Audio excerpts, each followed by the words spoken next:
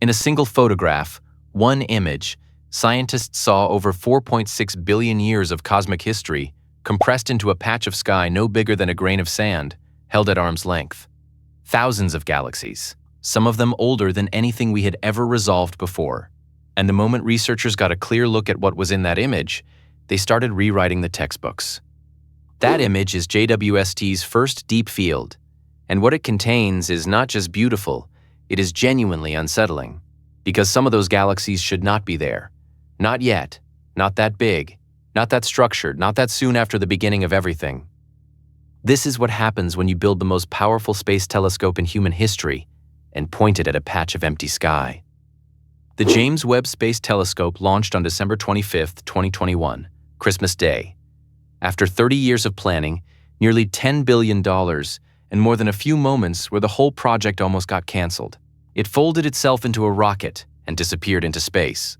6 months later, after traveling nearly 1 million miles from Earth, it reached its destination, a gravitational sweet spot called the second Lagrange point, or L2. From there, it would orbit the Sun in lockstep with the Earth, always keeping Earth, Moon, and Sun on the same side of its massive sunshield. That sunshield is the size of a tennis court. It has to be, because the telescope's secret weapon is infrared light, heat radiation. And to detect heat signatures billions of light years away, the telescope itself needs to be colder than almost anything in space. We are talking about minus 387 degrees Fahrenheit. That is 7 degrees above absolute zero. At that temperature, the background noise drops low enough that JWST can hear whispers from the edge of the observable universe.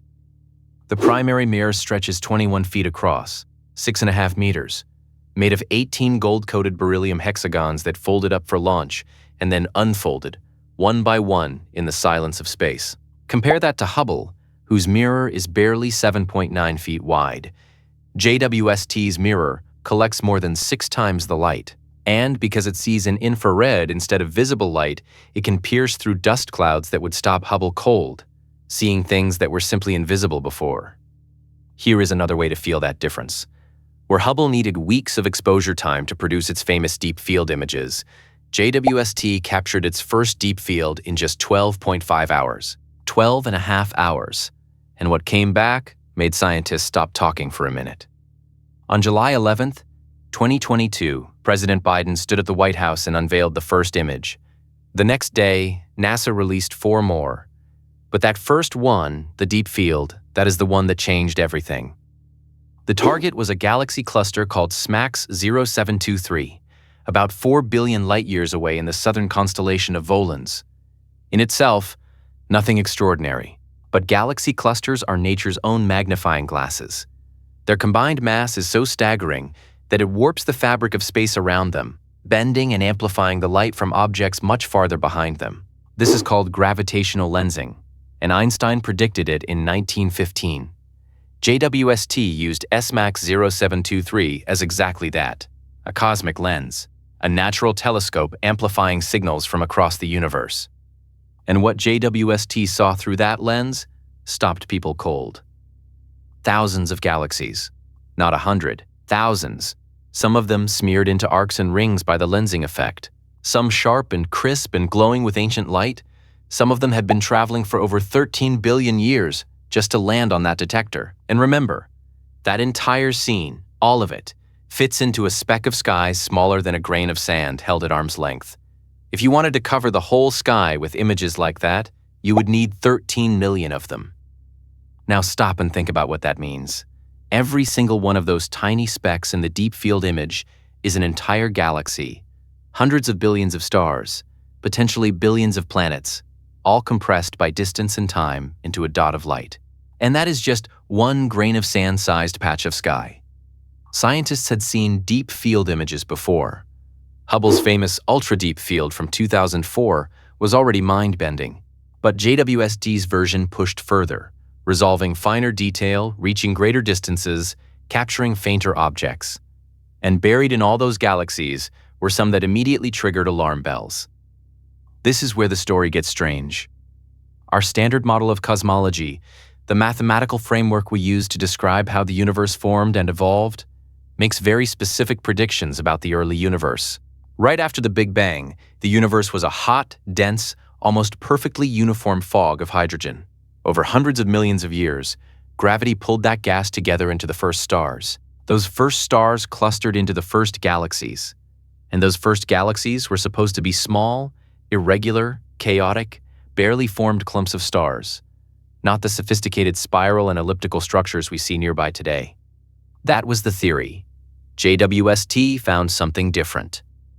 Deep in the data from JWST, particularly from a survey called JDIS, the JWST Advanced Deep Extragalactic Survey, astronomers started finding galaxies at redshifts above 10. Redshift is how we measure cosmic distance and age. A redshift of 10 means we are looking at light emitted when the universe was only about 500 million years old, barely a blink after the Big Bang, and the galaxies JADES was finding at those redshifts were not supposed to be there. One of them, JADES, GS, Z130, sits at a redshift of 13.2. That puts it at around 400 million years after the Big Bang. 400 million years. The universe is 13.8 billion years old. This galaxy formed when the universe was less than 3% of its current age. And it was already structured, already massive, already containing hundreds of millions of times the mass of the Sun. Then came JADES, GS, Z140, a galaxy at an even greater redshift, with a mass of hundreds of millions of solar masses, packed into a diameter of about 1,700 light-years. Bright. Evolved. Too big, too soon, according to everything we thought we knew about how galaxies grow. The model said galaxies at these redshifts should be faint and tiny. You would barely expect to detect them at all.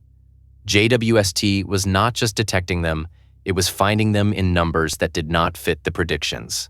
Astronomers called it the impossible galaxies problem.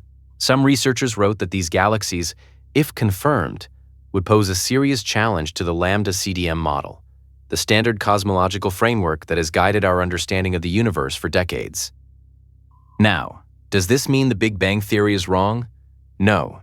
The Big Bang itself is supported by so much independent evidence, the cosmic microwave background, the abundance of light elements, the expansion of space, that it is not going anywhere. What JWST is exposing are the gaps in our understanding of what happened in the first few 100 million years after it. How fast did gas collapse into stars? How quickly could black holes form and drive galaxy growth? Were there physical processes happening at cosmic dawn that our models simply do not include yet? Those are the questions JWST is forcing researchers to ask, and that is exactly what a scientific revolution looks like. Not the whole model falling apart at once, but one uncomfortable discovery after another prying it open at the seams.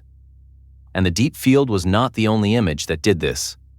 On the same day NASA released that first deep field, they also dropped an image of something called Stephan's Quintet, a group of 5 galaxies in the constellation Pegasus, about 290 million light-years away. 4 of them are actively colliding and interacting, and JWST captured it in a mosaic image that is the largest JWST image released to date, over 150 million pixels, showing a region of space spanning about 500,000 light-years. What made scientists lean forward was what JWST revealed in the shockwaves between the colliding galaxies. As one of the galaxies, NGC 7318b, smashes through the group at millions of miles per hour, it creates an enormous bow shock, a wall of compressed, superheated gas stretching hundreds of thousands of light-years. JWST's MIRI instrument detected molecular hydrogen being recycled and reformed in that shock, chemistry happening in the intergalactic collision zone that we had never observed before. This gave researchers a live look at how galaxy mergers drive star formation, feed central black holes, and reshape entire systems. These are the same processes that built most of the large galaxies we see today, and JWST let us watch it happen in real time. Then, there was the Carina Nebula. NASA called the image Cosmic Cliffs. It shows the edge of a star-forming region inside NGC 3324, a gaseous landscape about 7,600 light-years away.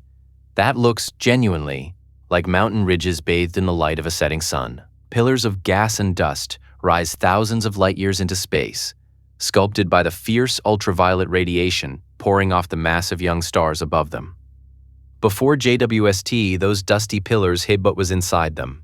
Now, JWST's infrared vision sees straight through the dust, and embedded in those clouds, dozens of baby stars, protostars, stars in the first 50,000 to 100,000 years of their lives, still wrapped in the gas they formed from, jets of superheated material blasting outward as they find their footing. We had never resolved individual stellar nurseries at this level of detail before. We were watching stars being born. Not metaphorically, actually watching it, in real data, in real time. But maybe the finding with the most direct implications for human beings was not the deep field. It was not the ancient galaxies or the colliding clusters. It was a hot gas giant planet called WASP, 39b, about 700 light-years from Earth, and what JWST found in its atmosphere. WASP 39b is not a place anyone would want to visit. It is a planet about the size of Saturn, but it orbits its star in less than 4 days, so close that its atmosphere is perpetually blazing. But when it passes in front of its star, JWST can split the starlight into a spectrum and read the chemical fingerprints left by whatever molecules are absorbing light in the planet's atmosphere. In August 2022, JWST did exactly that. And for the first time in history, it unambiguously detected carbon dioxide in the atmosphere of a planet outside our solar system. A clear, unmistakable spectral signal between 4.1 and 4.6 microns. There was no ambiguity, there was no wiggle room. Carbon dioxide confirmed. This matters far beyond WASP 39b itself. Carbon dioxide is one of the key chemical markers scientists look for when searching for signs of life, or at least the conditions that could support it. Detecting it in the atmosphere of a hot gas giant proved that JWST's instruments are sensitive enough to do atmospheric chemistry at interstellar distances. And if it can do it on a scorching gas giant, the implication is clear. Eventually, maybe not this decade, but soon, we may be able to analyze the atmospheres of smaller rocky planets in the habitable zones of their stars and look for the signatures of biology. Oxygen, methane, ozone, carbon dioxide in the right proportions, the chemical calling cards of life. JWST has not found those yet. Let us be clear about that. But it has demonstrated beyond any reasonable doubt that the tools are capable of doing it. So let us pull back and look at what these images together mean. In a single year of science operations, JWST found galaxies that are too big and too structured for our models to explain. It watched a galaxy collision sculpt new stars out of superheated shock gas. It revealed hundreds of baby stars hidden inside dust pillars that no telescope had ever seen through. And it read the atmosphere of a planet orbiting another star and found a molecule that we associate with planetary chemistry and potentially with life. Every one of those things would have been a headline discovery for any previous telescope. JWST delivered all of them in its first 6 months. Our models are being stress-tested. The Lambda CDM framework, the mathematical backbone of modern cosmology, has survived every experimental test thrown at it for 30 years. JWST is not breaking it, but it is bending it, pushing it into corners it has not had to deal with before. And that is how science progresses, not by confirming what we already knew, but by finding the places where what we thought we knew stops being enough. The universe is older and stranger and more productive than our models allowed. Stars formed faster, galaxies assembled sooner. Chemistry is happening in places and ways we had not mapped yet. And we are watching all of it now, in sharp focus, from a gold-plated mirror drifting 1,000,000 miles from home. Here is the thing that should make you pause. JWST has a designed mission life of at least 10 years. It currently has fuel reserves that could extend operations to 20. The early galaxies problem is not solved. The question of what built those massive structures so fast and whether our cosmological model survives intact when the full data comes in is still open. We are in the middle of this. Not the beginning, not the end. The middle of a discovery streak that may produce another image tomorrow that changes the conversation completely. So tell me in the comments which image hit you the hardest. The deep field with thousands of galaxies in a grain of sand patch of sky?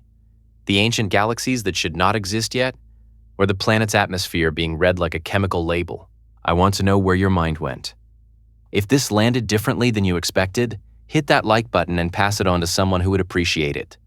the kind of person who still thinks about the night sky. And make sure you are subscribed, because next week we are going into something that will make JWST's findings look even stranger: the objects at the very edge of the observable universe that physicists genuinely cannot explain yet. The universe is not done surprising us, not even close.